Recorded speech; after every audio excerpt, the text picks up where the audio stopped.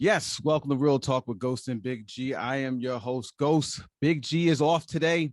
Got a special guest, a great guest. My proud brother is filling in for Big G. I got my man Frank Stylz from the 336 Pullup podcast. Frank Stylz, how are you, my brother? I'm doing great, fam. How are you?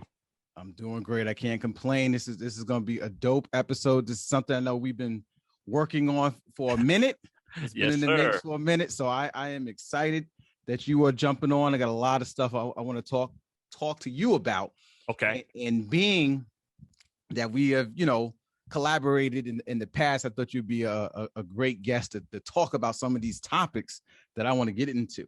Yes, sir. I appreciate it, man. I am excited to be a part of your show. And listen, hey, if you are not listening to Real Talk with Ghost and Big G, tell them you are missing out every Monday. Tell them. Because I'm there.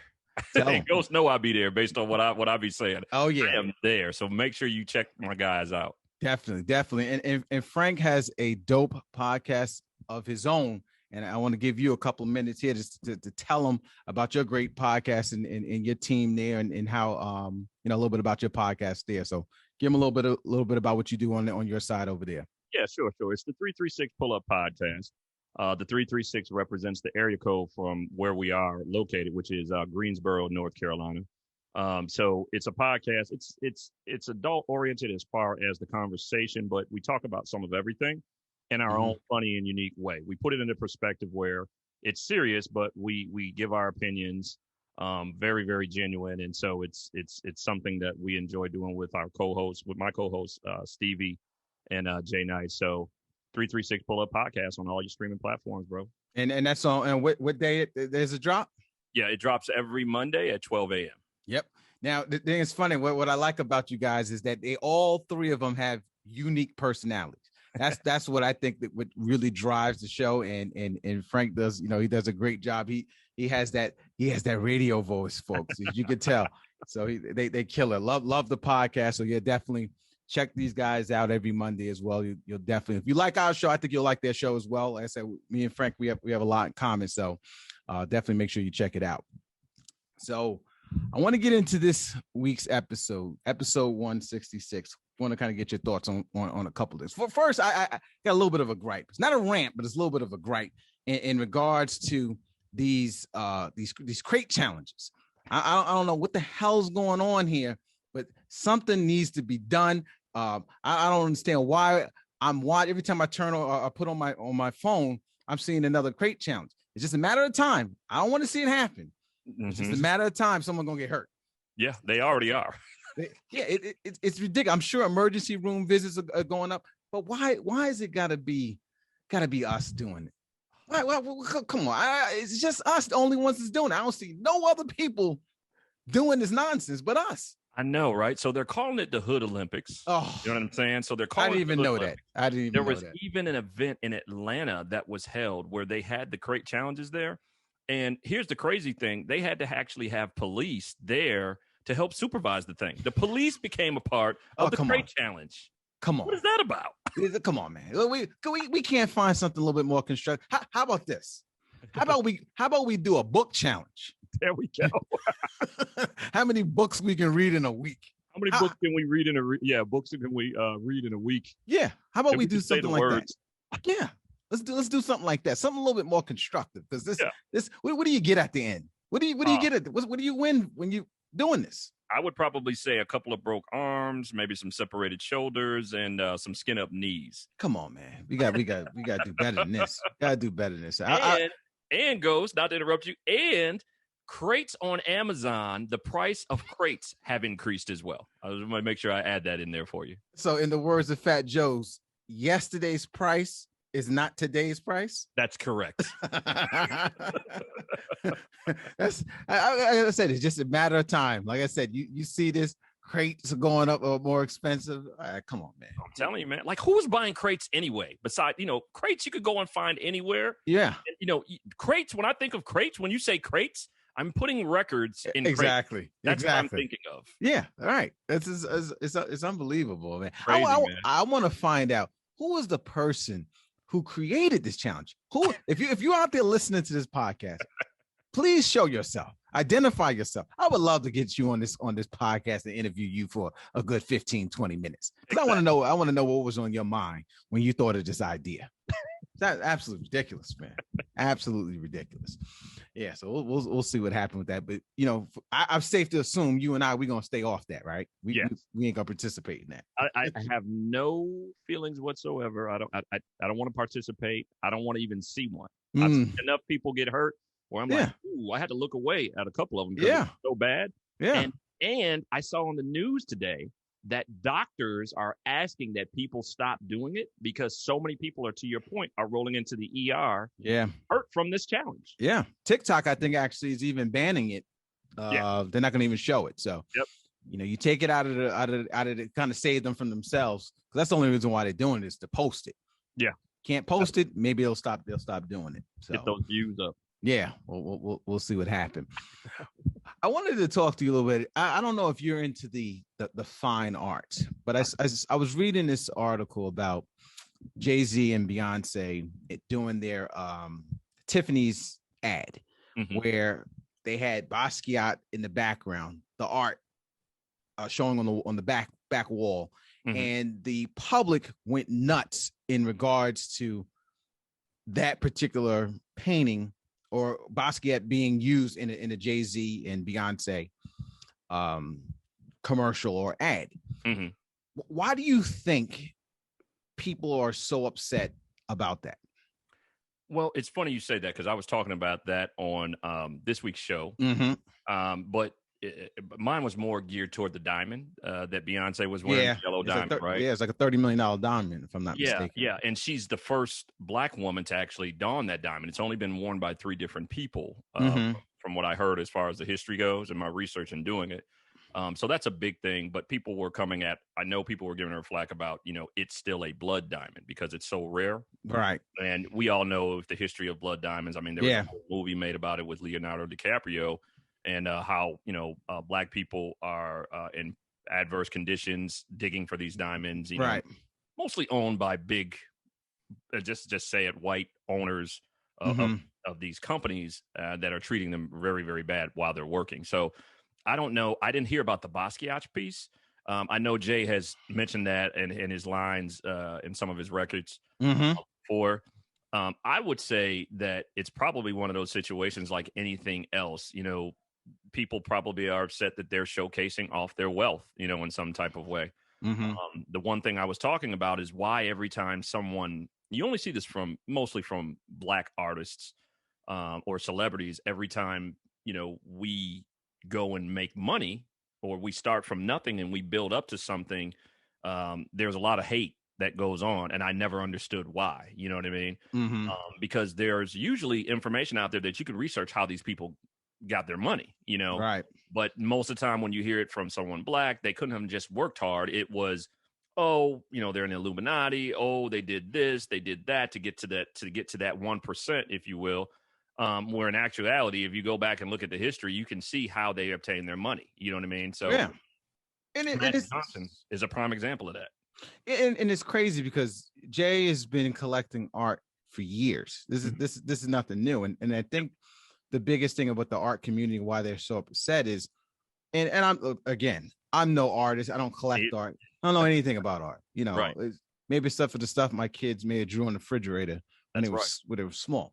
But the thing with the art mindset is that they feel that art should be shared and not stored. So Jay-Z having this piece that the art world can't get access to pisses them off.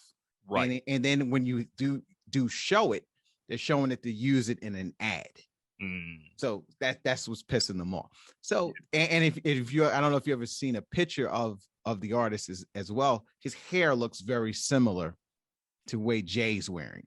So now they're pissed off that Jay is trying to look like Basquiat, and it's ridiculous how people just read into little things. I said, if you look at the kids in Florida, they've been wearing that hairstyle for years. That's nothing. Fact. Yeah, there's nothing new. So it's just I always find people in that art world sometimes it's just they like look for things, like every little detail that they look for. Look, he's bought this art, he's had this piece. What are you supposed to do with it? He bought it for himself. So you're gonna be pissed off that he has art and he's holding it in his home. I mean, it's ridiculous, man. Well, would they say that about a Van Gogh? You know what I'm saying? Like, Yeah. Van Gogh, if there are people, trust me, there are people that own Van Goghs, and Van Goghs are very, very popular. And, people purchase those things because of the value. Some of it is partially due to art, but it's also due to value, right? Yeah. So if something ever came up and you hit hard times, that can be used as a collateral for something you need. Sort of like what Michael Jackson did with the Beatles. Catalog. Yeah, the catalog. Yeah. So people don't think that way, man. Yeah, and also too, like you said, one of the comments was that he would have never utilized his art in an ad commercial. And my question is, how do you know that? Right. The person who makes that comment, how could you make a statement like that unless you personally knew him? Right. No, he would never use it in that. You have no idea what he would have used it for. It's ridiculous, man. People are so petty. But I always find that Jay-Z and Beyonce, they just make news. Whatever they do they have kind of either you love them or you hate them. Exactly. That's generally what happens. That's a different level of petty. It is. I was actually reading. I thought it was pretty interesting. I don't know if you saw that article. Al Capone's granddaughter, I think it's just one, is actually auctioning off his belongings. Okay. Granddaughter's 77 years old, and they said this is going to be either the second or third biggest auction ever, because there's 177 pieces they're auctioning off. They auctioning off like his 45. I think one of the items was a money clip. But I thought it was interesting that I was reading what she was saying was how she never looked at her grandfather as a gangster. And being that she's 77 years old, she feels it's time to actually sell off these materials. If you had the opportunity to participate in this auction, would you buy stuff from it? Would you bid for it?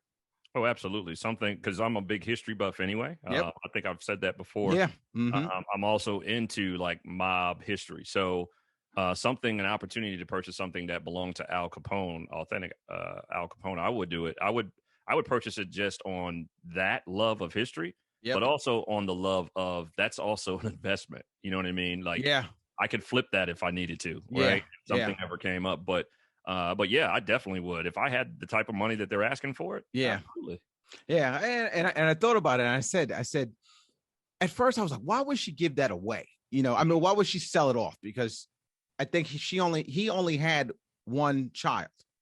So it was one child, and I think it's like 3 granddaughters. And he said they're being, kind of getting up in age. They just didn't want that stuff to, I guess, die with them, so to speak.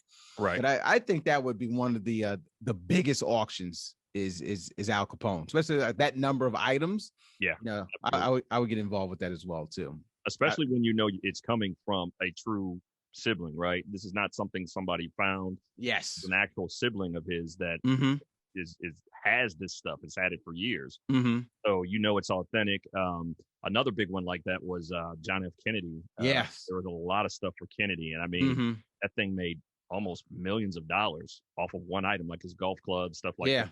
That's See, and the thing is funny is like, at first I was like, would you feel a certain type of way being the reputation that he has? And, obviously people are going to feel differently being that, he was a gangster and he allegedly murdered people, and you're holding on to his belongings. Would you feel a certain type of way of having that material in your possession, being that who he was? I probably wouldn't feel a certain type of way, because let me tell you how I feel about that, right? And when I look at these documentaries on like gangsters and, from back in the day all the way through, the 80s with John Gotti, right? I look at this stuff and I'm like, yeah, a lot of the stuff that they were doing technically would be what we consider to be almost white collar. When you start getting involved with business and stuff like that. Yeah. And I go, the government has done far worse than some of these gangsters have, than what they've locked them up for. Right. It's not murdering, but the government is murdered too. But no, I wouldn't feel bad. I think it would be special because, especially from a Black perspective, I always feel that instincts kick in for us. We are survivors, so I think that sometimes in some instances for people during different times, this is what they did to survive, and he profited off of it. Right. My understanding of Al Capone in the history was Obviously La Cosa Nostra. You can't, you have to be of Italian descent. You have to be from Sicily or one of those places. They said that in actuality, Al Capone dealt with all races in his gang, black, white. There were even a gentleman had even mentioned Asian. So I found that to be quite interesting. But no, I don't think I would, because he was, from my understanding, he was very, very poor. And he did what he felt he needed to do to survive. And I didn't judge him. Now, obviously, no one should condone any type of killing. Right. The Valentine's Day massacre, yeah. all that stuff. Right. But but he put it, I think all gangsters know what they're getting into when they get to that world. So it wouldn't bother me. I think it'd be kind of cool, but I'd be like, I'd probably be telling people, yeah, you better watch out. Yeah. My granddad, you know what I'm saying? You never know when those genes kick in. Yeah. Yeah, I said I would. To me, I don't think I would feel any type of way as well too, because it's like you said, it's more of a history. And I think it'd be cool. Like, look, I got Al's gun. Right. That's who can say, how many people can say that? You know what I mean? Unless it was with the guns that was murdering people, then I might, that may be something a little different. Gotta put that one to the side. That's right. Yeah, but I'm curious to see what those items go for. I'm sure that's going to be it's going to be pretty big.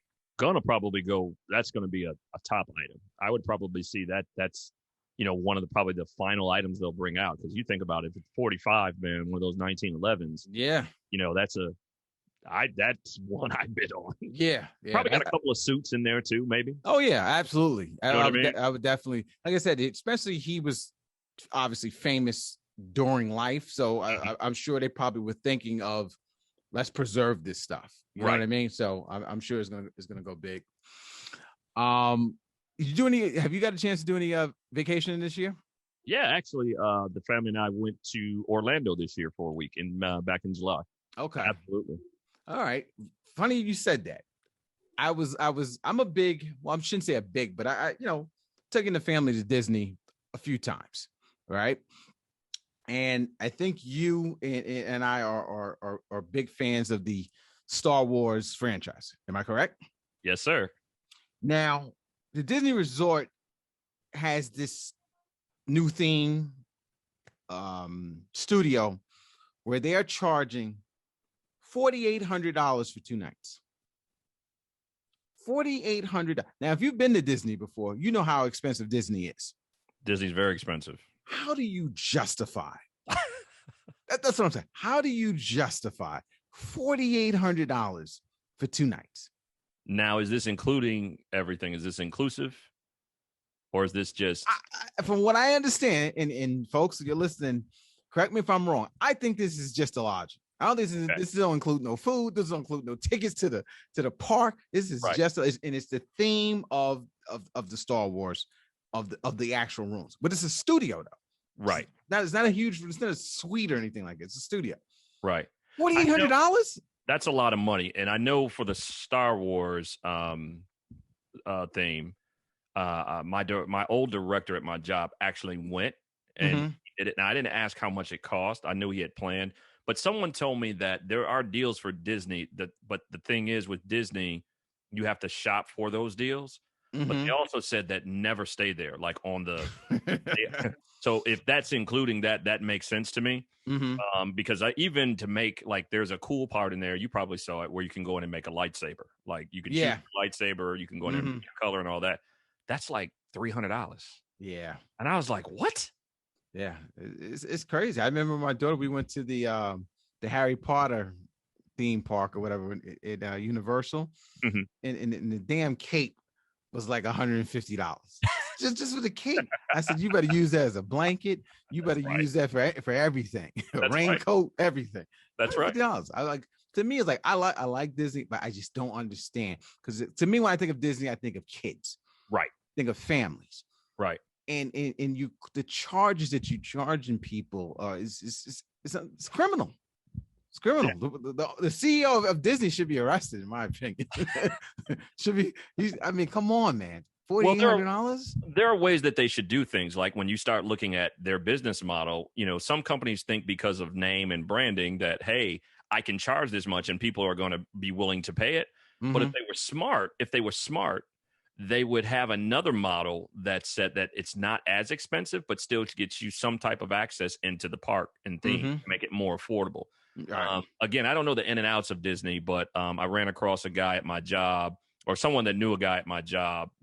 He doesn't work in our state, but this guy has been to Disney at least 60 times, and he goes every year. Right. So he can tell you every little thing regarding Disney, what you need to do.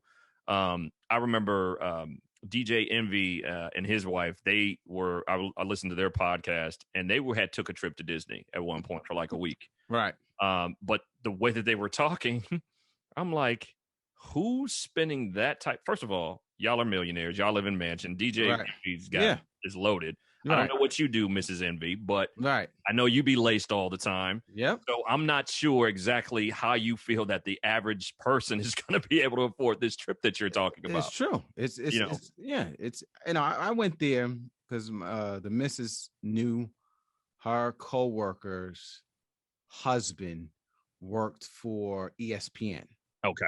So they were able to get discounted tickets. And when I tell you they were discounted, I still had to pay much. They weren't discounted much, right? And I was like, how do you justify? Look, I think it's a great place, right? But the problem is that there's no competition, right? I don't understand why you can't tell me someone can't think of a rival or another type of amusement park or some other type of theme that can counter that, because that's why they get away with it, because there's no competition. Right. When you compare other amusement parks or other things that you do, right, that you can go to, it doesn't equal to that of Disney, supposedly that of Disney. So, like I said, people pay it though. And I think also too, because it's Disney and everybody remembers Disney since their childhood. Yeah. It's like, you got to go once in your lifetime at least. Yeah. And I think it's like that bucket list type thing. This is something you have to do it once in a lifetime. We went, I drove by there. And, it was packed. And I mean, in that week that I went, it was raining quite a bit in Orlando. But you can see tons of people still going in there. And I mean, the property is huge. Oh yeah. There's all type of side, you can come in on this entrance, you can come on this back entrance. They have homes on the property away from the park that you can stay in. So they're killing it, man. And I just think it's one of those things that they know people will pay for it. They don't mind waiting to pay for it. And so they've been doing it for years. It's like Chick-fil-A, man. People wait in line because, Chick-fil-A, they put something in it. I don't know what it is, but there's some sort of addictive ingredient. It's going to come out. Give it about 15 years. Yeah. You're going to find out what was in Chick-fil-A, what makes people come back. Something ain't right with that. That's right. But the thing with Disney is, being that it's kid oriented, kids born every day. So what are you going to do? That's just going to be a revolving door, because it's always going to be kids. So that's why they're going to be in business forever. That's right, man. I'm telling you, great model. I'm damn sure ain't paying no $4,800 though. I'll tell you that. For people who got it, God bless you. I don't know how you do it. That's right. How you do it. I wanted to move on to something I like to call a game called Love My Spouse. Okay. All right. Okay. So you give me your thoughts on this. Now, obviously, we're both married guys here, right? Yep. And it's safe to assume we both love our spouses, right? Right. Hypothetically, let's say you're at the zoo, right? You're at the zoo, you're having a great time. You got your family, you got your wife. You're looking at the animals. God forbid, this is hypothetical. The missus trips into a lion's den. You being the husband, do you go in to save her? This is your wife now. Do you go in to save her? I'm going to say I have to go in. I'd be scared to death, but I'd have to go in. You would go in. I would go in. I would definitely be asking for someone to help me, but I would go in. I'm not going in. I'm not going in. Now, how did I know you were going to say that? Yeah, help. I need some help over here. My wife's on the lion's den. We need help. There's no because let's think about it. What's going to, if you go in, what's going to happen? He might maul me, right? He's gonna maul both of y'all. He's definitely mauling both of y'all. You got your kid there, and you didn't get no parents. I got you. You gotta have one that has to stay. Now, I think as a spouse, you should understand. Okay. If I'm yelling, let's say if I fall in, and the missus up there, I'm gonna say, hey, look, get away. It's too late for me. We've had all the fun. Yeah, don't come in here. Don't come in here. You put a stick down here or something. Don't come in here. That's what I would do. That's what I would do. The missus, she probably would yell for me to help, but there's nothing I could. There's nothing I could do. But that doesn't mean I don't love my spouse because I wouldn't jump in. You love your family. I don't think if I asked 10 people, yeah, you said that you would jump in. I would jump in. That's being honest. I know I would do that because I wouldn't think about it. You know what I mean? Mm-hmm. Because if anything, I'm thinking when I'm jumping about, like my daughter saying, "Oh my," you know what I mean? Like just freaking help out. Help her. Yeah, right? Yeah. That's the couldn't do it. Well, I was laughing last week at what you said about the alligator because I saw that same video, the gator. Yeah. Again, I give people a lot of credit who do stuff like that. Guy was a stranger. Yeah. There's no way in the hell I would have did that. Get in there. But see, that guy also too, because I'm a big fan of what's the name of the show that used to come on? It still comes on. Actually, it's on Hulu. Swamp People. Yes. Mm-hmm. Love that show, right? Mm-hmm. So when I saw that guy, when he jumped in that tank, I was like, and then he knew what he was doing. He knew what he was doing. So he had some experience with gators. I would agree with you. Yeah, because he jumped on the back and he was trying to tape her mouth up. Mm-hmm. And the lady was giving instructions though too. Yeah. Instruction. Mm-hmm. Yeah, so that was crazy because I was like, wow. Now that situation might be a little different because I don't gator in the water. That bad boy get to rolling, bro. Oh yeah. This is not, I like I said, that guy should get some sort of compensation, some sort of free pass or something because lifetime. He did that for a stranger. That's what you call a good Samaritan. Yes, that's a good Samaritan. I couldn't do it. I would have did just like my man was doing on the side. He had his arm rested like, what's going on over here? Anything I can do? Better than me. Other than me getting in, is there anything I can do? I couldn't do it. But the thing I said about the lion is, my thing also is there's something that's called survival instincts. Yes. And for me, I think that would kick in because as I'm trying to get over the front to go jump in and help, the survival instinct would say, hey, you go in there, you're not going to make it. You're not going to make it. Don't, two of y'all doesn't make sense to go out like that. Have you ever seen any of those lion videos where people have fallen in and what the lions have done? Have you ever I seen one. I think it was on, what was the name of that movie that was very popular? It was a show on Netflix. Okay. And the dude's in jail now. Joe Exotic. What was the name of that? Yeah. So Joe Exotica.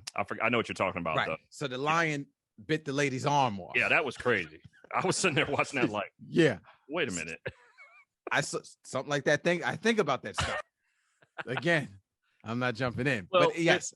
There's been some others, right? So the other ones that they've shown in the past, it's kind of funny because the female lions do all the hunting and the male lions just sort of lay around. They said that they're basically lazy, but their job is just to protect. Right. So a lot of times when you fall in and people are freaking out, like you may not be near the lion, but they're unsure of what is going on. Right. So they showed a couple of videos I saw, and this must have been in India, but it might've been a tiger. I can't remember, but I knew the dude fell in and the lion was sort of like pawing at him. Not sure what he was, and just playing with him a little bit. Then he just snatched him up and took him to the opposite side of wherever. You coming with me. You coming? And I'm like, yeah, can't nobody help him at this point. Nah, he's done. Yeah, but nothing we can do about that, bro. But don't you find it funny that anytime these animal attacks happen, they always say it's not the animal's fault? Whose fault is it then? Whose fault is it? It's damn sure it's not mine. I didn't ask. I didn't ask to get attacked. I didn't do nothing to the lion. So how is it my fault? How I said, I give him credit. the funniest thing that I read this past week talking about animals was they've banned this lady from a zoo in Australia because they said she was getting too close to the monkeys. Like this one specific monkey that was there. Mm-hmm. He was becoming too close, and they were afraid that it was affecting the monkey because he wanted to spend time with her. Right. So now, she wasn't doing anything sexual or anything. Yeah, right. I just want to make that clear. She wasn't doing that, but she would come and see him every day and talk to him for hours every single day. And they said it got to the point where he didn't want to interact with the rest of the monkeys because he would be at the glass waiting on her. Oh, wow. So they banned her, right? Mm-hmm. And the lady is crying like, everybody, it's not fair that everybody else is going to get to see him and I can't see him. So I think in her mind, she's falling in love with him too. Yeah, see, this is a lot of weirdos out there, man. It's weird, man. A lot of weirdos. Now, how old is this woman? I think she was in her mid 50s, late 50s, maybe. Yes, that's another one I would love to get on the podcast as well too. That's because that lady got some issues. Yeah, definitely, man. Issues and got a lot of time on her hands. How much time do you have in your day where you can go see some monkey every day? Every day, bro. Yeah. Who got time to do that? They said she would be there 4 or 5 hours a day, every day. Sick people out there, man. That's all I can say. It's very strange. You got to tell me, man. Here's a question for you, and I want you to think about this as well. We're obviously we were I would say still big fans of the late great Kobe Bryant, and big fans of Nipsey Hussle. All right, right. So their spouses, Laura London and Vanessa Bryant, yes, are single. All right. Yes. I'm gonna get myself in trouble for this, right? They're single. Right. How long do you have to wait, or should they have to wait to date? Because it's been about I would say maybe about 2 years apiece for both two and three, maybe almost 2 for Vanessa, right? And it might be going on 3 for Laura. Yeah. Yeah. I think Lauren is good. I think Vanessa may need to wait a little bit longer. Another I've had conversations with people, and some of them women are saying that they're good to go. Both of them, nah, pass is a pass. Now, from a male's perspective, maybe we see it different. Yeah, I don't think they're good. No, they're not good, bro. No, you're absolutely right. Listen, if I'm Kobe or Nipsey and that happens, they're gonna see me in the mirror in the bathroom every chance I get. I'm haunting them down. You hear what I'm saying? I'm haunting them down. I'm gonna be at the edge of the bed. I'm gonna be in the mirror. I'm gonna show up in the car. What you doing? I'm just gonna be. What you doing? You better have that Coretta Scott King mentality. Yes, that's it. Yes. Especially if I'm Vanessa, because you don't need to be having somebody up in the house that I built. Yeah, no, you weren't shooting in the gym, as my man Drake said. Yeah. Look, to me, like I said, but the thing is, you think about it from the guy who would be dating them. It's a lot of pressure. That's a lot of pressure. A lot of eyes is going to be on that relationship. Yep. You're going to have some people going to be like, they should never date again. They're both young. So I understand mentally it makes sense that they should move on. It's only fair. She got, they both of them got young kids, but I don't know. 2 to 3 years seems like a short period of time. But let's say if we flipped it from a male side, right? The misses, they're gone. What's the time frame for them?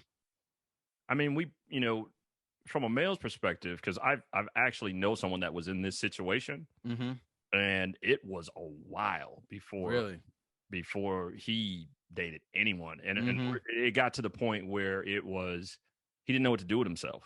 You know what I mean? Where some relatives stepped in and were like, you need to get out, you need to date, and finally talked him into it, just dating. I think he found someone that obviously didn't marry them, but has someone for companionship, right? So it was a while, like and I think I would be that same way. Right. What's a while? What time? It was like 6 years for this guy. Yeah, it's a long time. Yeah, 6 years, still wore his wedding ring, all that good stuff. And it was just, but they could tell that he was lonely, Yeah. He had his kids, and I was gonna ask, they were older, but they were older. Mm-hmm. And even they were saying, hey, you know what I mean? Mom wouldn't mind you looking on, So yeah, I think for me, it probably would be a while. Right. But at some point, we're here, we're humans. I feel like we all need companionship, right? We're not made to be alone. Mm-hmm. Whether you have your own pets or whatever, I just don't feel like we're made to be alone as human beings anyway. Yeah, and it shouldn't be any guilt attached to it as well, too. Right. Look at Jackie Onassis. She remarried. That's right. And that was a very prominent person, she moved on from. But I still think the Coretta Scott King. She was a rock, wasn't she? At least that we know of. That we know of. That's right. That we know of. I ain't hear now one dating rumor at all. No. You know what though? But what? She's old school. She might have a friend. You know what they say? Go. They don't call. I got a friend. I got a friend from the church. That's right. That's right. Friend from the church. Yeah, that's right. That's a good point. But I always thought I said every year when they come across these anniversaries, I was like, man, two good looking women. I said, on the market, and it's everyone's hands off. Yeah, absolutely. I think too, though, with those two, and specifically, imagine being like your point, right? You said a lot of pressure on them, right? But think about you know what I'm saying? Like what other people are going to say. Like that's what I'm saying, right? Like how are you going to live up to that legacy? No matter what you may be, you may have had as much money as both of them. Mm-hmm. There's no way, hands down, Kobe Bryant. You're not. That legacy is crazy. Yeah. There's no way you're beating that legacy. Now, Nip was up and coming. I think he was doing very well for himself with his business. And stuff like that. But not so much as down the Kobe level. Kobe was at, right? Yeah. That's got to be nuts. Yeah. And also too, how about the mental? Like you got to be a strong dude, because you're going to be seeing the trophies, the rings. You're going to see the jerseys on the wall, and it's like you ain't gonna never be able to move on. Right? Kobe used to do this, and that's gonna be kind of tough. Bro. That's gonna be kind of tough. Like big shoes to fill. Yeah, and like I said, like you said, with Nipsey kind of being kind of on a like I said, I was a fan, but I really didn't know him as much until like later on. Right. Yeah, I didn't know really too much or follow him too much before he got, he felt like he was just kind of getting popular. Right. So I think she can have a little easier road than Vanessa would. Yeah, because she's right now. The last that I had heard, I don't know how true it was, but Vanessa's own mom was trying to sue her because Kobe had basically said, your family, you don't have to worry about anything for the rest of your life. And so now, obviously, Vanessa's in, the estate, all that stuff probably went to her and the kids. Yeah. And from my understanding, I don't know if she's maybe I think they said something like the relationship wasn't a strong relationship with mom. Is this her mom or is this Kobe's mom? Her own mom. Okay. Yeah. So there's some things going on there. But hopefully it's just hearsay or it's something small. You know what I mean? Yeah. There's enough money there that if it is something small, I forgot where I heard this from, but they said, like, if you have someone that wants something from you, you just tell them, hey, listen, if I give you this, I will give you this money as long as you promise not to ask me for anything else ever again. Yeah. Be done with them. You know what I mean? Because if you're out, your own mom coming after you for money that you and your husband, mainly your husband, but she probably contributed in building something as well. That's crazy to me. I would never do anything like that. And that's why I said sometimes when you have too much money like they have, it's just it just ruins relationships. You know what I mean? Because now everything is money focused. Absolutely. You probably have a better relationship when there's no money involved. Exactly. And it's tough because, like I said, people want to get taken care of. Especially, I have a big family. Yeah. Now, not my intermediate, but overall, I Mhm. have a huge family. Man, can you imagine you having cousins and everyone looking for you to retire them? Right. You can't do it. I remember when Marbury had talked about when he had first got into the league. He Mhm. said he had friends and people asking him for like, he's not like, okay, Frank, I got a problem with my car. You can help me out with my car or whatever the case. Like, no, can you give me 40,000? Can you give me 100,000? That got a Right. clip because you see on the news the person signed a contract for 30 million. Doesn't mean they have actual 30 million in hand, and That's the 30 million is over time. right. You know what I mean? So people just think that you got money like that you can just give away. And that's how a lot of these athletes go broke. It's crazy because it's funny you say that, because one of the things that I love about the I Am Athlete podcast with Brandon Marshall, Fred Yeah. Taylor, and Channing Croden and Ocho Mm-hmm. is they talk about all of those things, right?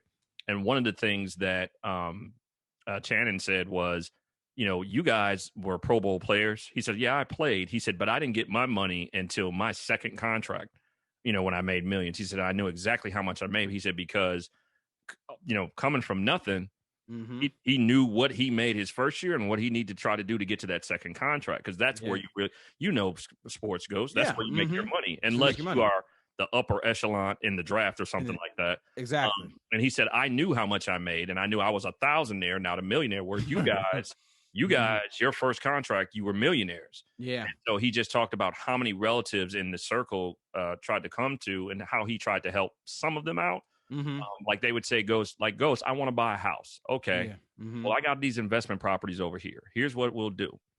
I'm going to go ahead and give you this house to live in. You just take care of the utilities but you pay me X amount of dollars.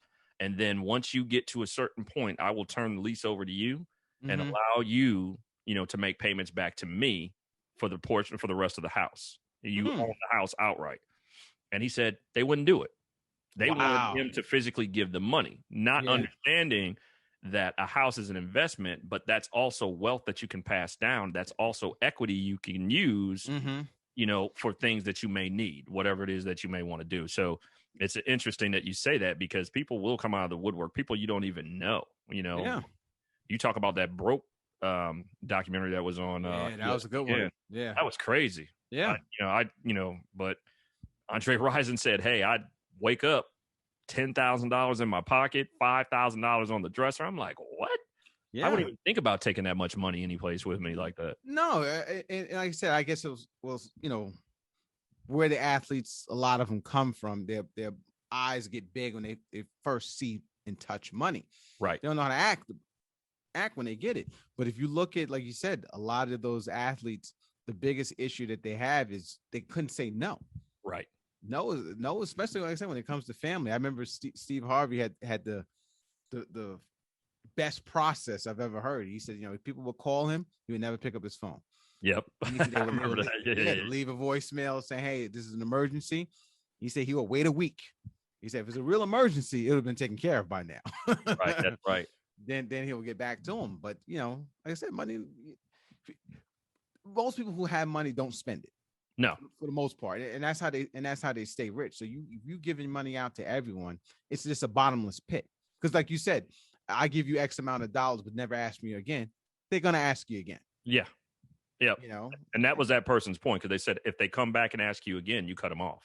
Yeah, you know what I'm saying. You cut them off completely, because that's someone that is not thinking about you. They're thinking about themselves and what you can do for them.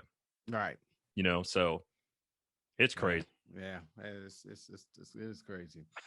Kind of staying on a relationship thing. I was having this conversation about kind of some of the biggest lies I've told dating wise, right? Mm-hmm. And I remember when I was younger, I always felt, honesty is the best policy, especially trying to get girls. So he's telling me, so when I was younger, a girl would ask me, hey, where do you work? I work at the supermarket. Ew. You work at the supermarket. Yeah, work at the supermarket. Cut you off. Right. So then to meet chicks, I would lie. I would tell them what they want to hear. What are some of the biggest lies you can think of that you may have told in your past when it came to meeting chicks? I'd probably say the one that you just said is where I work. Yes. Because if you tell them a place where they know people make money, they're like, oh, okay. You know what I mean? Of course, until they find out that you don't work there. Right. Open air. Right. That you get a shot. I've used that one. I've used that one before. I think that's definitely one that I've used. That was a big one. I don't know why that stands out to me as well. But that was a big one. Like, where do you work? You can't tell them, hey, well, I'm the Shoney Bear at Shoney's back in the day. Yeah. Right, because you get cut off. You can't even get your foot in the door to get them to like you. Yeah. They don't even give you a shot. What's funny is all those years, like that I worked at Shoney's, I worked inside, but I was also the Shoney Bear, right? I had to put on the costume. Right. Nobody ever knew who the Shoney Bear was. Right. So I'd be in these conversations with people. They're like, yo, I wish I knew who is the Shoney Bear. And everybody's like, they don't know. They would ask me, I'd be like, bro, I have no idea. I have no idea. The heck the Shoney Bear is. I just know dude shows up. By the time I get to work, he's already out there doing his thing. Right. And he leaves. Right. You know what I mean? Mm-hmm. But I didn't reveal it till like years later. That was actually like the Shoney Bear in that hot costume, you know what I mean? Dancing on the side of the road or doing whatever we were doing, back in the day. But yeah, man, jobs I think is very, very important because you know what we equated that to, Ghost, was jobs, where you work declares what your status is. Exactly. You know what I mean? So you're always going to try to make yourself seem a little bit better than what you truly are or what you're aspiring to be. So I can relate to that one. That's the one that I used all the time. You had to, and some of the things I used to tell, you couldn't verify, especially if there's no internet back then. But I remember I told this one girl that my dad was in the import export business of belt buckles. Okay. Why belt buckles though? It was outrageous. It was just something. It was something you can't verify. You can't verify. I got you. And it's just so outlandish that it must be. Maybe it's true. Uh-huh. And I was like, that's stuff like that. Or I would say, the plastic business. The Ziploc. Let's say, my grandfather used to be one of the co-founders of the Ziploc bag. Crazy stuff. It's just anything I can think of other than with something that could be remotely true. Right. That's what I said. So let me think of the most outrageous things. It's just enough for someone to go, oh, really? Oh, wow. Okay, that's interesting. Something different. You know what I mean? Uh-huh. But that was always my biggest lies. What do you do? Because that was always a question. And you could probably, you can think about that now in your adult life. How many people? I don't know why. Everyone always asks you what you do. It's the first question they always ask you. So, like you said, people judge what you do based, and they look at that as your status. Yeah. So I would make it up. Look, it's all fun and games until she shows up at the store that you're at, right? Mm-hmm. And and she sees you and she's like, I thought you. Oh. Yeah. I quit that job. Now I'm doing I'm doing something different. Oh, that's what now I'm doing something different. Yeah, but I think you always as a guy anyway, you gotta lie. You gotta lie. Folks, if you're listening out there, if you unless you got one of those high status jobs, and go be it. But if you don't, I'm an advocate for making it up. Let it get a chance for her to like you. We got football season coming up. Football season coming up. As you know, I'm a huge Giants fan. What is your Super Bowl prediction this year? It's not going to be the Cowboys.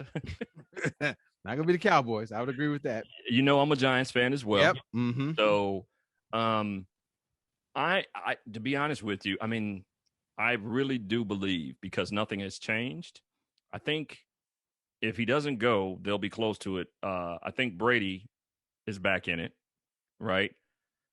Because I've never seen where they brought the same winning team back. Like, no one has left. Yeah.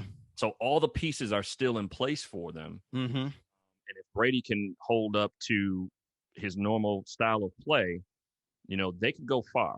Now, that's on the NFC side. I also like our chances too, Ghost. I think that we are sleepers right now. Mm-hmm. I think people are underestimating Daniel Jones now that they have Saquon coming back and they've added everything else. And that doesn't include some of those rookies that eventually will be eased into the rotation. I think they are underestimating the Giants, but I don't mind. I like that, right? I like the fly under the radar type deal. On the AFC side, Buffalo Bills are very, very interesting coming out of their division. Now, the thing is, New England has beefed up a little bit, and then they got Matt Jones over there competing with Cam. If that kid can play as they truly think he can, they may give Buffalo a little competition, but Buffalo's tough. I think they were tired of, New England running that division all those years. That's the only reason why Buffalo's never been in playoffs. But I like them on the side. But I'd probably say Tampa Bay, and from an AFC is always tough, man, because I'm always watching NFC a lot. But AFC Jets. No. Yes, that's my team, man. Jets. The Jets. This is our year. No way. We're gonna get 4 wins this year. That's it. We're maxed out at 4 this year. They're the one thing about the Jets, I remember when the Jets were good, right? Yeah. We're old enough to remember when the Jets were good. And we're talking about Vinny Testaverde days. Yeah. We're talking about Keyshawn Johnson days. Right. When Bill Parcells coached the Jets. Absolutely. Yep. The Jets, the problem with the Jets is, they've been trying to find a quarterback, and what they should have been doing is, I mean, there's nothing wrong with finding a quarterback, but they also should have been building around other areas, because usually when you come into rebuilding mode, hey, I need another quarterback. I got to surefire this defense, right? Or I need a couple more pieces for the defense. The problem is they need some of everything. You know what I mean? They brought over a lot of key players a couple of years ago, paid them all this money, and they got nothing for, return on it. So, it'd be interesting to see the Jets back in the mix. That's a team that has not been, since that like hasn't been 09 in a while. Yeah. Like probably since they're 09. due. They're due. They're definitely due. Now, I don't know that, I don't know if Super Bowl, but I'd definitely say that they're due for at least a playoff run, right? Yeah, I mean, I don't think they're gonna get it this year. I don't even think they're gonna make the playoffs this year. And like I said, I've been a diehard Jets fan forever. I said Jets and Knicks has always been my squad. But I said it's just you ain't got the receiver core. We got a rookie quarterback. It's gonna be tough. Now I figured once we got Brady out of the division, he's gone. I was like, okay, this is it. And Let's then go. now Buffalo is like, it's kind of like that big dog you got to worry about in the They're AFC. the truth. Yeah, they're the truth. Living in Buffalo all the years that I lived in Buffalo, and I was a fan. I mean, until I just got tired of the losing. Right. Yeah. Last time, if you remember the Music City Miracle, do you recall that with Tennessee? It basically, Buffalo had the game won, right? Oh, okay. You remember that? And then Tennessee did a trick play. They threw it back. Yeah. And they said it was illegal. And then they said, no, it wasn't. They cost them, and they ran it all the way back, and they lost. After that, I was done. Yeah. But I still watch them because they're fun to watch. Yeah. But they are truly the truth. The quarterback is the truth there. They surefire the defense. You got new ownership who's done nothing but build. And a lot of people are looking at them as they're going to be the AFC leaders in that division. But it's going to be interesting to see. I mean, you never know. People are talking about like the Browns, and I'm like, no, Browns.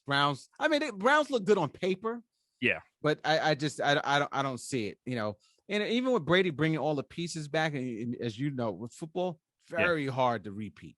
Yeah, very hard to repeat. That's true.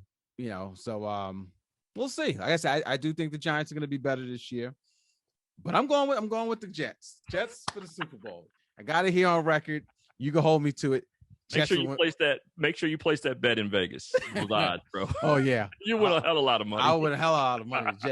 Jets pull us out. Hey, you never know. That's why we watch it, Frank. We watch football because you just never know. Know. That's so right. One other thing I wanted to talk to you before we get on out of here is a little bit about the podcast game. And obviously, you are a guy who's been doing this for a while, and you're very knowledgeable about the space. Kind of just wanted to get your thoughts. What do you think now? Especially because I think now with COVID hit, it seemed like everyone has a podcast now. And if you also look at a lot of the celebrities, everyone has a podcast now.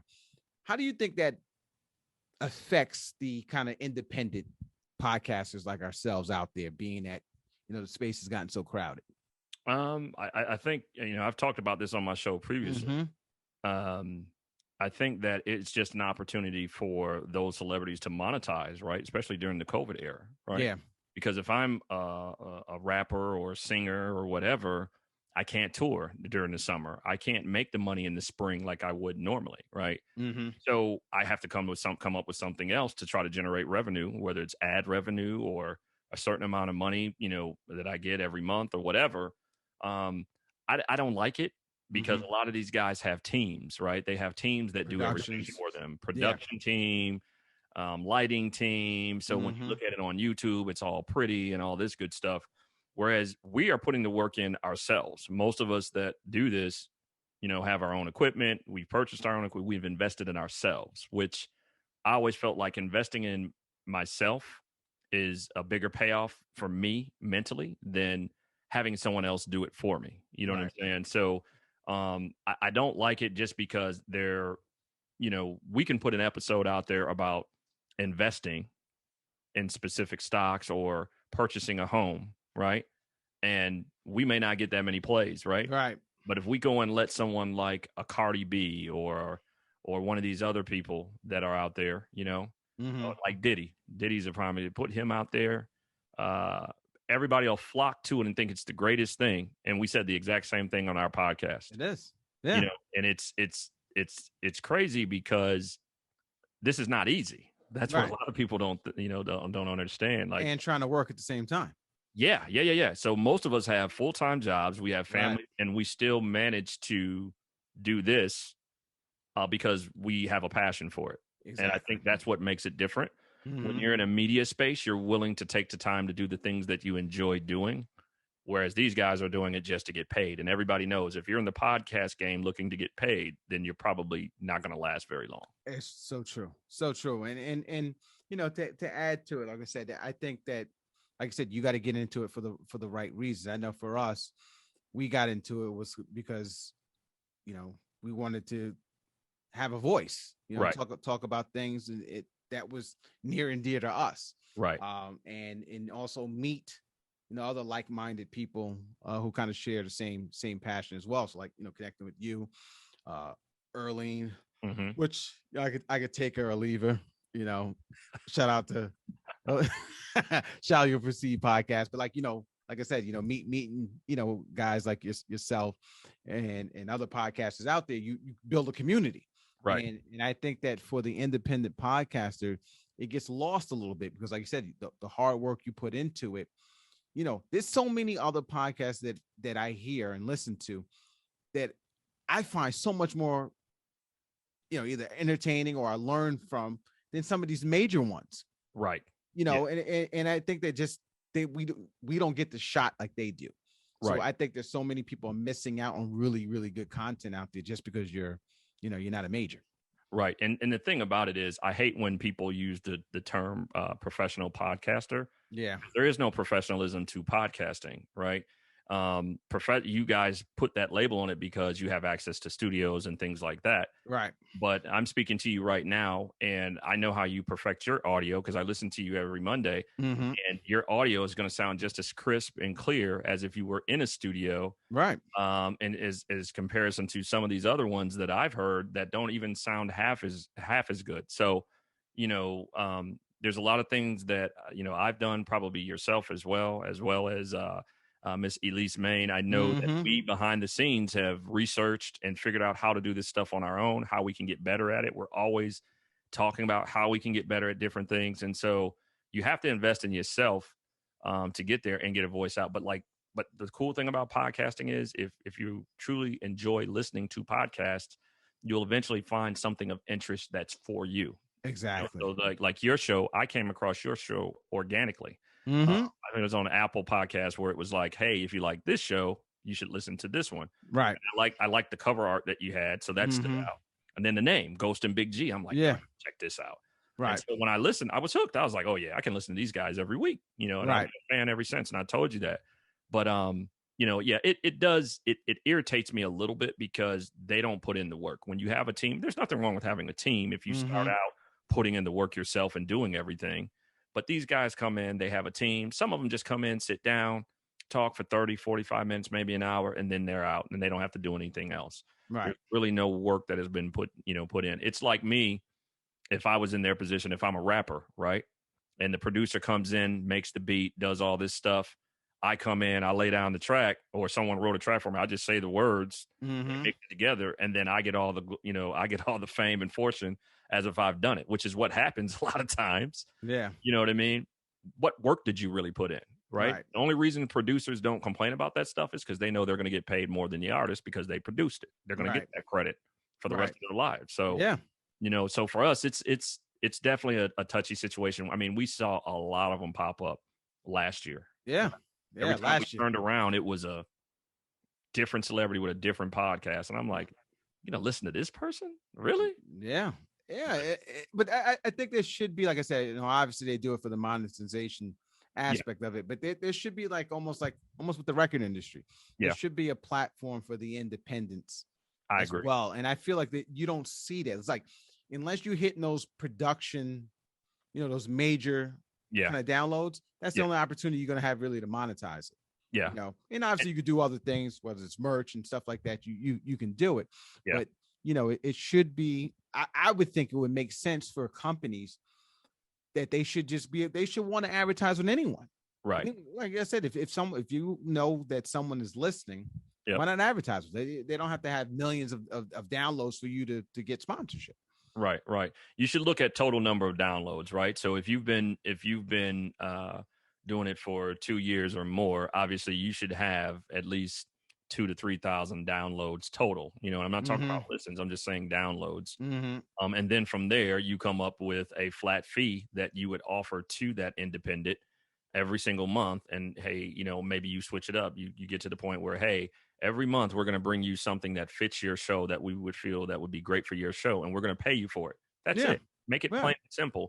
The problem is, and Joe Budden on his podcast has talked about this previously, is how much of that data is really accurate, right? Because sometimes I'll look at my numbers. I've stopped looking at numbers at a long time ago, but you can look at the numbers sometimes. You're like, I don't even think that's correct. But how do you put a price on what the cost of that download is? Right.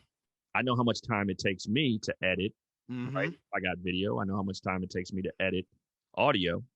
But what is the price point that is fair for everyone? And right now it's just like streams. We're treating it as a stream, which are pennies on the dollar. Right. So unless you're hitting, to your point, 100,000 or millions of downloads every single week, you're not going to see that monetization the way that you can. Now, Anchor has, in my opinion, has done a good job of trying to do something different. You can get on their platform for free.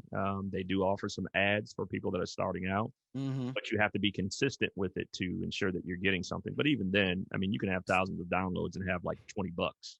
Right. It's nothing. Right. That's crazy. You got to come up with other ways, and I think other way of doing that is for people such as us and Miss Elise is podcast consulting. I think that's an avenue for those sharing our wealth of knowledge with those that don't know how or want to get started with a podcast. So talk a little bit about that really quick. So when you say podcast consulting, meaning as far as teaching them the game or how to get started? Correct. Teaching them the game, how to get started, how to record your own audio, what type of equipment you may need to start out, how you can get like a small, just to get started tier, a mid tier, and then an elite tier of what you can do to get your podcast started. But teaching them how to do it, coming up with titles, coming up with your artwork, what's free, right? How many things you can do for free versus paying for something, all that type of stuff. So, and then if it's a consulting, if I'm going to have a consultation with you, maybe I charge a consulting fee for it, right? So maybe a consulting fee is $50. And then if we decide that you want us to produce the podcast for you, then there's a fee associated with that. There's so many different things that you can do with it. Because so many people want to get in the game. A lot of businesses want to get into the game as well. So it's just one of those things that I think that's where the big piece is, and understanding that and putting together a good group of people that can make that happen. And Frank, that's probably one of the best ideas I've heard as far as for ways to make money off your knowledge there. I said I've never heard that actually, and it's a very good idea. I said shout out to you, man. Yeah, absolutely. Thinking of that. Now, is that something have you tried or utilized it already? Well, actually, it's crazy because Elise has started her own consulting company for podcasting. Oh, okay.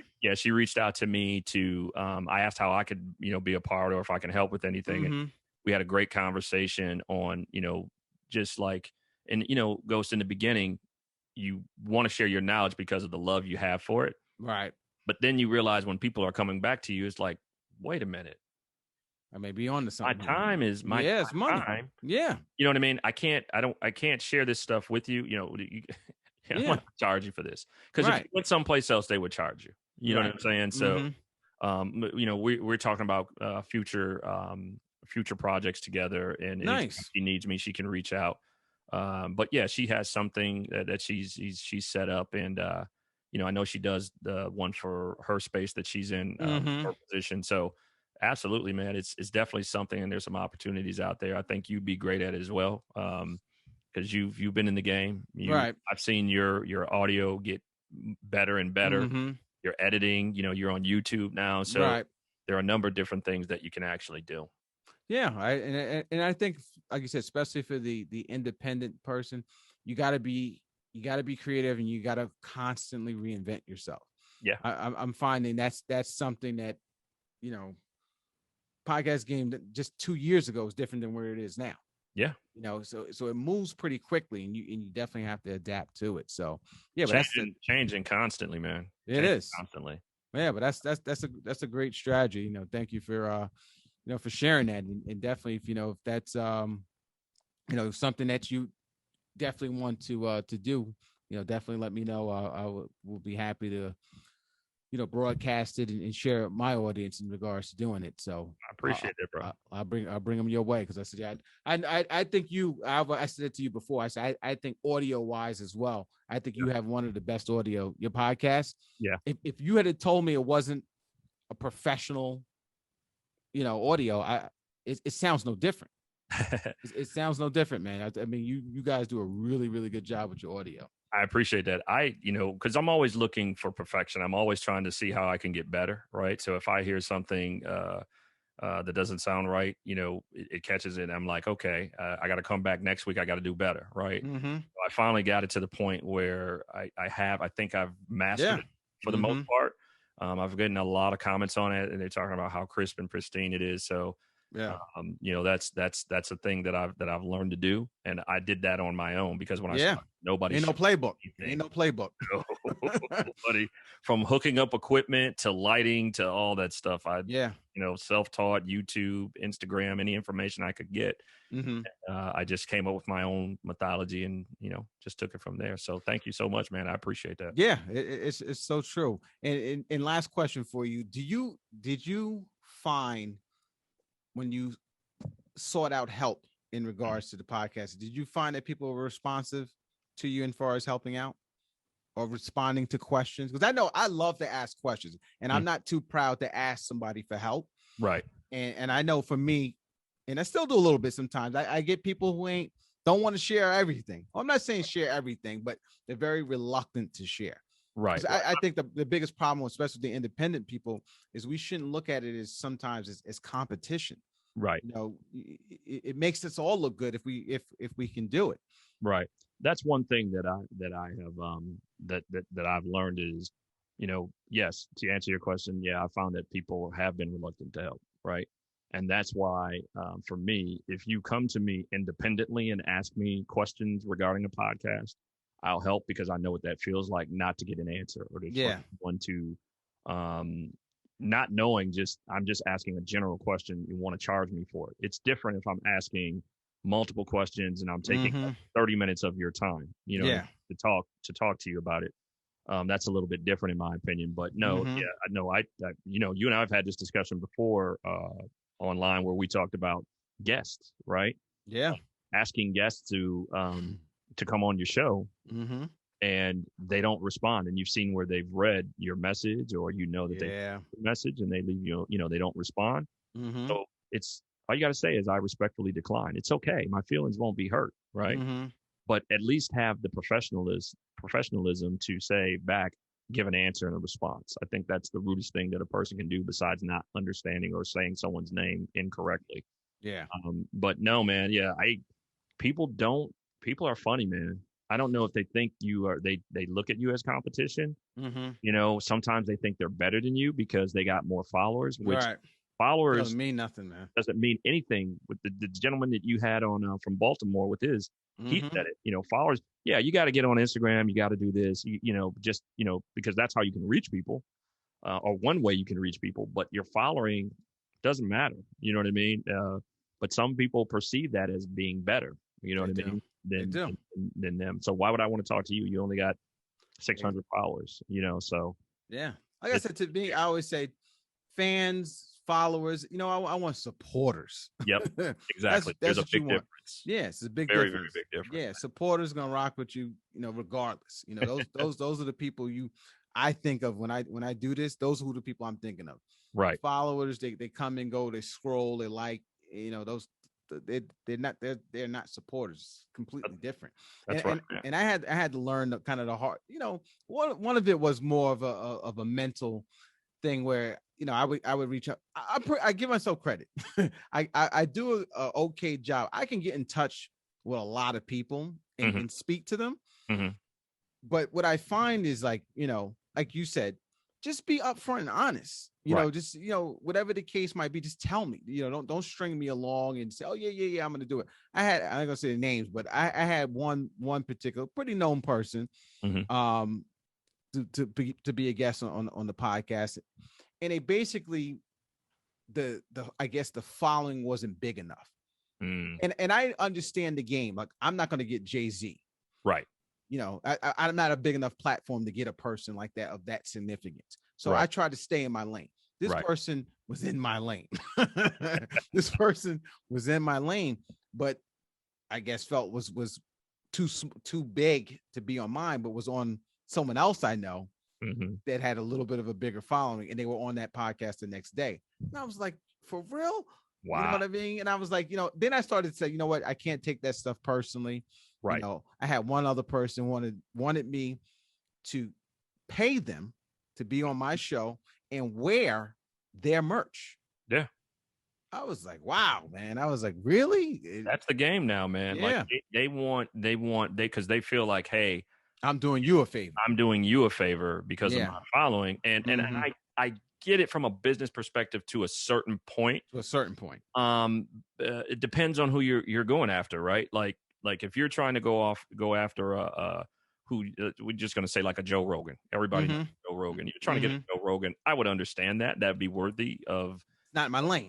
Right. Fame. Yeah. That's way out of my lane. But if you just, hey, give me X amount of dollars, I'll come on and talk all day long. And that's something totally different because I know that's going to help me. Yeah. But at the end of the day, if you're riding it within my lane and, you're in the middle, maybe topsy-turvy a little bit, I'm not paying you anything. Yeah. You know what I mean?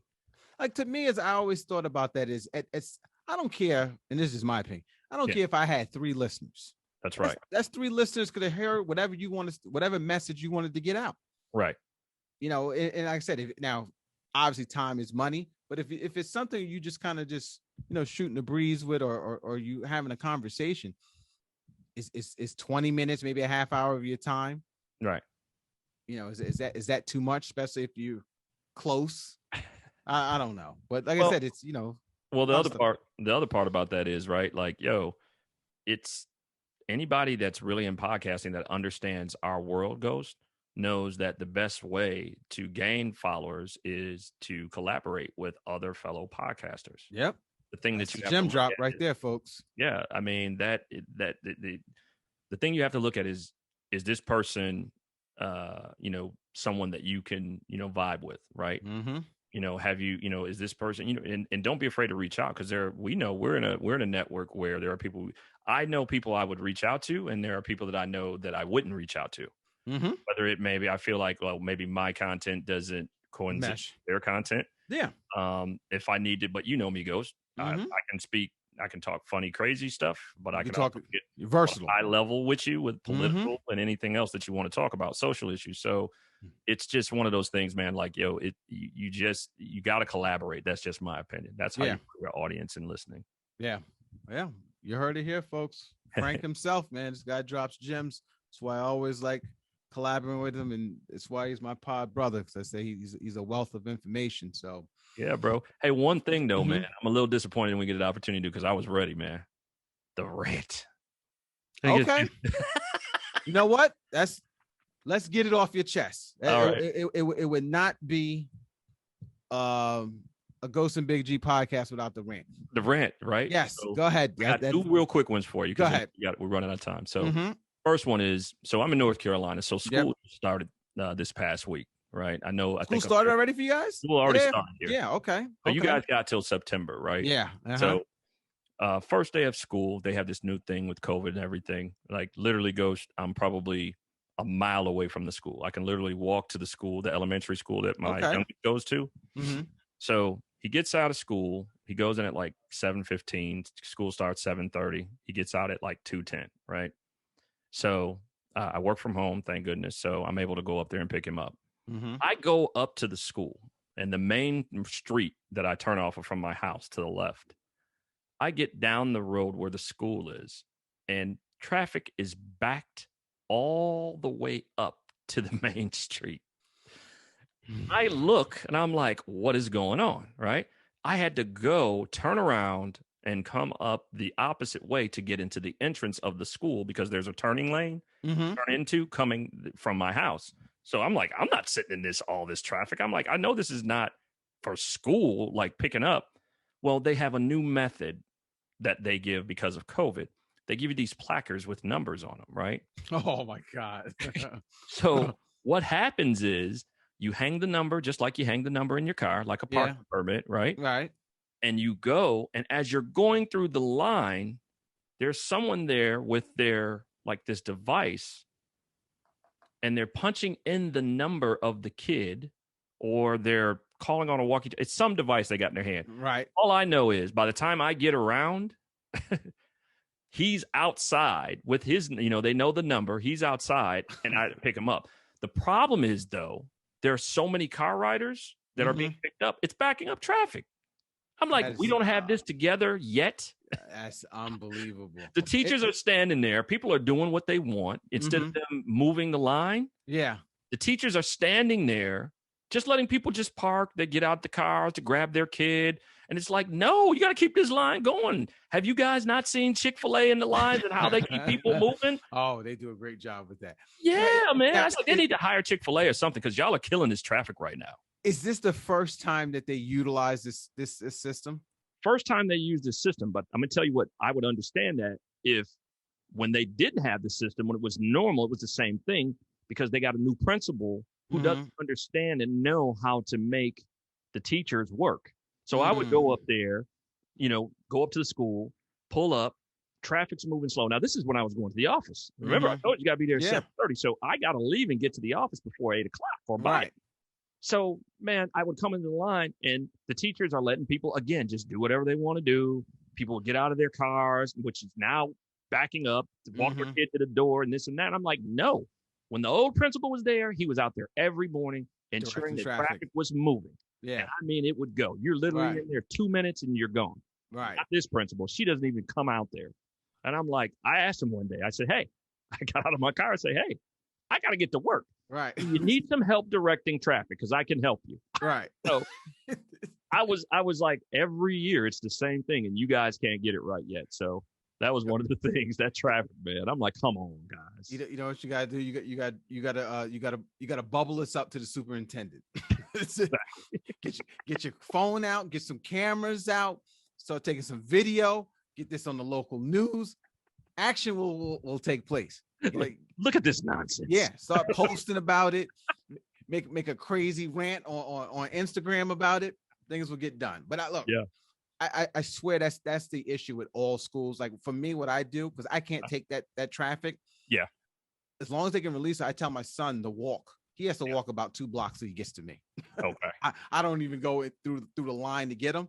I said, you walk. I'll be on 2 blocks over. I'll be waiting there, and then you get in the car and go. And go. and Well, it's it's funny quicker. you say that. It's funny you say that because what parents did, what I noticed because you think it would get better. It got a little better, but here's the deal. I would leave the house later.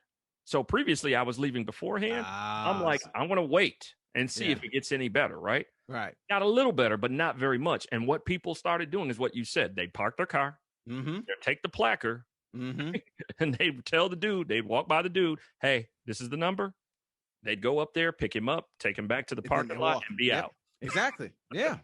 That's what you got. That's what you got to do. Like I said, because because one thing about parents, and I think we're all guilty of it. Nothing is more important than my kid. That's right. and that's just a function of a parent. I don't give a damn about you. I don't care about your car. I'm gonna park my car right here. Yep. I don't care about the traffic because it's all about me and my kid. That's right. And it's unfortunate, but that's the life of a parent. But I feel you. Like I said, that is a rant I can definitely man, it's crazy, but I appreciate you allowing me to get that rant in, man. Yeah, feel better. Get that stuff off your chest, man. Yeah, man. So Frank, shout out your social media. How can my audience find you there? So yeah, absolutely, man. Absolutely. So you can find me on Instagram. The podcast is the 336 Pullup Podcast on Instagram, and you can also follow me, Frank Stylz. It's Frank_Stylz. Stylz is spelled Stylz. You can also catch the 336 Pullup Podcast on the I Say Podcast Network and our own channel, the 336 Pullup. And also, I just recently got a pretty good following. You can also follow me on TikTok. That's been a big thing for me. You can follow me on TikTok at Frank Stylz, Stylz. There you go, folks. Yeah, like I said, I listen to these guys every Monday. I said it's one of my favorite podcasts, and I said you definitely makes my car ride a hell of a, because I have a long commute. So okay. I put you guys in, man. It just makes my ride so much easier. So you don't mind, because like it's an hour and 15 minutes, but because when I was talking earlier, she says no. She's like, the way that you guys flow, because it's so genuine, you don't even realize you don't how long it is. It's an hour and 15 minutes. Sometimes we'll drop an hour and 30. You know that. But I just like to make sure that it's not too long. But because I haven't heard anybody complain, so no, I appreciate it. Yeah, to me, I said I think because generally for me, an hour. Like I used to try to listen to Rogan, and sometimes I even listen to Joe Budden. I find that his would be too long. But for you guys, it doesn't. I don't realize the time. Right. And I think that's a credit to you guys and your style, is because I don't notice the time frame of it. Right. So right. You just telling me now, to tell you the truth, I didn't even realize it was an hour and 30. Yeah, it's usually an hour. It's close. It's like an hour 15, hour 30. Last week it was like an hour. Just I just had to leave a little earlier, but yeah, it's usually hour 15, hour 30. So we try not to go over that if we can, unless we just podding to death and we get into. Sometimes you'll get a 2, but for the most, an hour and 30. No, don't change it, man. I said you guys you guys do a great job, and folks, like I said, definitely check these guys out on Monday. I said it's a great podcast, and you'll definitely enjoy it. And Frank, like I said too, one thing, I always like to give you flowers. I said I think you do a great job, because I said you're very versatile. I said, Frank, you can talk about any subject, and that's why I like always collaborating with you, because I can think of something in my head, and I said, Frank, I'll have an opinion about it. Yeah. Absolutely. He has a thought about it. So yeah, don't change, man. You do a great job, my brother. I appreciate it, man. I've enjoyed coming on, man. This has been fun for me. I've enjoyed it. Yeah, we got to do more of it. We definitely got to do more of it. So tell the rest of the fellas, Stevie Kicks and Jay Nice over there, said what's up, and I said, well, definitely I want to do one with all of us together. I think that'd be a great episode. Get Big G on. You may not want to do that. I got to put the leash on Stevie a little bit. I can put the leash on Stevie. Yeah, I think I have to tell him, hey man, listen, when in Rome, do as the Romans do. Yeah, right. But I like, that's what I like about him too, is that he'll go off. Yeah. That's what makes it entertaining. So so keep up the great work, my brother. And so we'll talk soon. All right, bro. I appreciate it. Thanks for having me on again, man. No doubt. All right. Take care, folks. See you guys again next week.